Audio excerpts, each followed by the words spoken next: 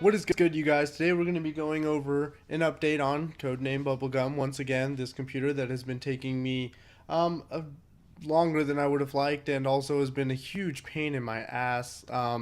There's between shipping issues, waiting time, um, part issues like back plates that don't fit. If you guys watch my other little video on my update on the All Talk On channel, I'll go over what happened with this. Um, but yeah, back plates not fitting. Um, it's been somewhat of a headache, but for the most part, it is done as far as it goes with me being able to actually use the computer. So I've already started using it, of course, because I'm gonna basically use the crap out of it and make sure everything works before it gets sent off, because I won't be able to touch it anymore after that. So you guys can see we have the cable sleeving done. It's pink and blue, and I will say this. Well, I'll show you guys. I still have a bunch of cable sleeving left laying around in case I need it. I guess I ended up sleeving a fan header. Now I will say this: cable sleeving, whew, that is a annoying job. In fact, I don't know if I'll ever be doing it again. But I really don't think I'll ever want to pay $150 for a handful of sleeved cables. Um, I will say it would have been a lot easier if they didn't already have the plugs and the hooks on the ends of them. So if I would have to do it completely from scratch, buy wire, cut the wire, strip the wire, and put the contacts on the wires myself, it would have been easier, because sliding a wire through the tube is a lot easier than sliding the wire with the little plug at the end of it. So that's honestly what made it extremely annoying. I spent probably about 4 hours in total just sitting there, just inching the wire along. Like, my fingers and thumbs were all torn up because I would burn the plastic and then crimp it with my fingers to get the basically, without you, it's a way to get the wireless or the what is it called, heat shrinkless look without actually using any heat shrink to melt it on there. You use your fingers, and it burns your fingers every time you do it a little bit. You're touching melted plastic, so try and do that like a couple hundred times, and after about 45 minutes to 2 hours, your fingers start to hurt really bad. So I did, as you guys can see, I did two 6-pin cables, a 24-pin cable, as well as an 8-pin cable, and I did it all in one night, so my fingers were hurting pretty rough. But everything is basically done. We have a water cooler on it right now. As you guys also saw if you watched my other video, don't do it, don't cut it. I failed, it broke. Temperatures are really bad. Just trust me, take my word on it, don't cut one of these. Not that I think anyone would. You'd have to be really stupid, or have a YouTube channel where you like experimenting on things in order to do something like this. But if you're just that standalone guy that thinks that it might work, it doesn't work. Maybe if you find a way on to get it working, I might try. I'm going to keep this around and tinker with it and see if I can get it to hold a stable temperature. And if I can, I'll let you guys know. But for the most part, I think I've already broke it too far. Maybe I'll buy another one in the future and try again and see if I can actually get one of these to be cut shorter and actually continue working. So yeah, that's been replaced. Everything works good. The video software, editing software, because she does do a little bit of video editing, is already on there. Some game recorder stuff in case she wants to record some gameplay. It's running Windows 7.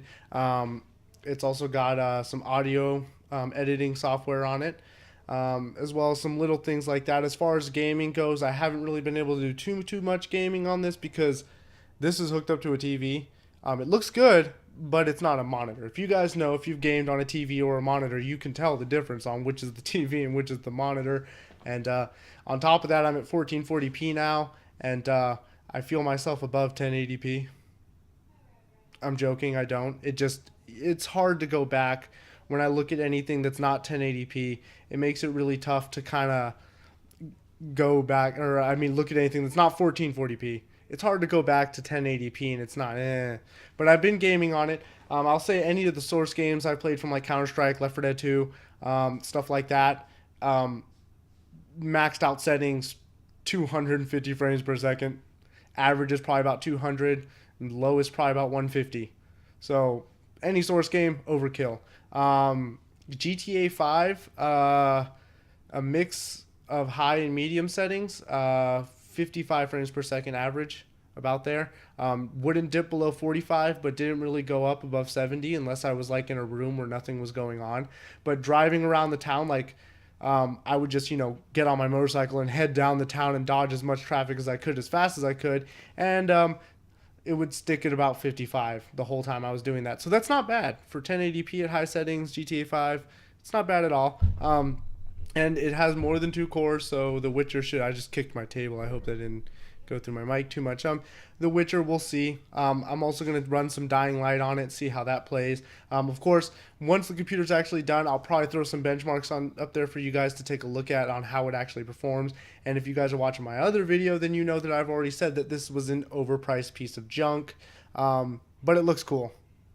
You pay for looks, right? I guess. Honestly, almost any computer that you get like this that you want to make look cool, you're going to end up paying a lot out of pocket just to make it look cool, which is kind of sad. And I'm going to move some stuff around on my screen, which is kind of sad because overall it's just, it could have had the same performance but cost a lot cheaper. But because I like it to look cool, and I wanted it to look really cool, and I wanted it to be custom, you know what I mean? I didn't want to just buy a bunch of parts and throw them together. Anyone can do that, but when it comes to having like this sweet looking GPU, I don't even know if I showed you guys this. Let's it's screwed in. I don't want to unscrew it. I'm too lazy.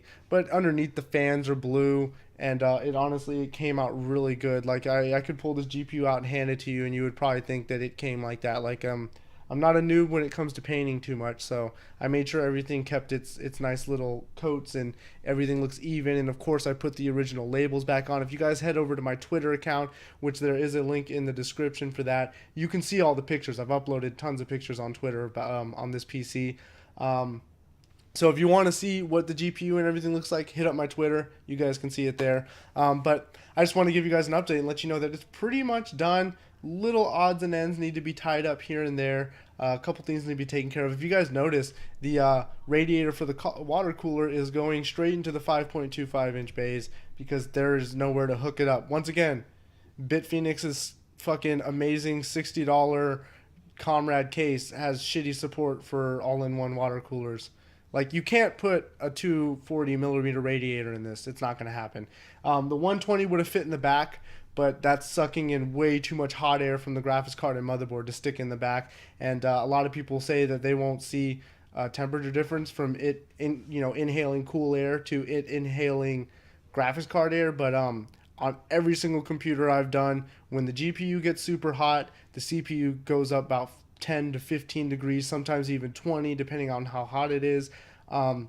I mean, I know my i7 was spiking up close to like 60 something degrees while playing GTA 5, 60, 75 degrees, and I was like, what the hell is wrong? Well, my GPU was hitting about 75 degrees and kicking that air up into my i7. So my Corsair water cooler is now rearranged to where it gets fresh air only, and now my temperatures never go above like 58 in GTA. And they're only short spikes, you know what I mean? It never stays there. They hover an average around 45, which is good because I'm overclocked to about 4.8, so it's not bad.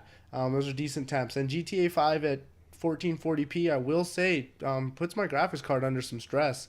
It'll push it up to 73 to 75 degrees on average.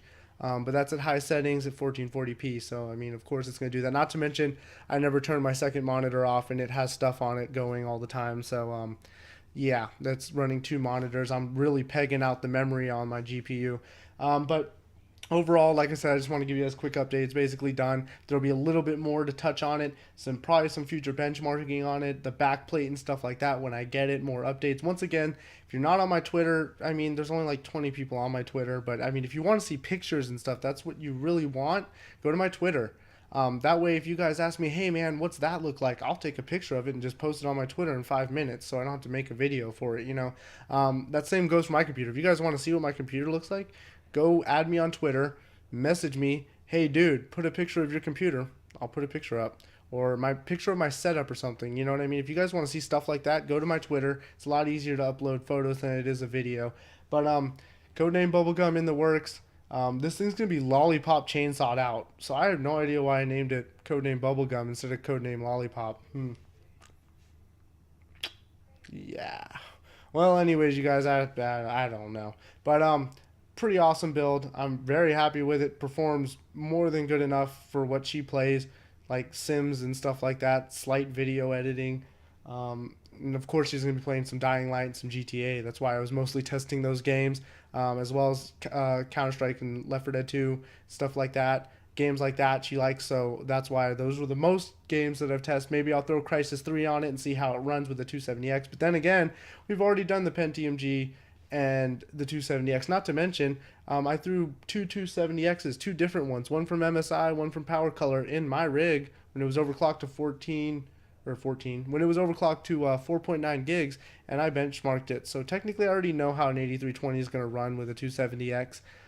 So I don't know. We'll see how in depth I go with the gameplay and stuff, footage like that, because I already know how it runs. It's my old computer, you know, because I used to have an 8320 and a motherboard just like this. Oh, it looks really familiar, huh?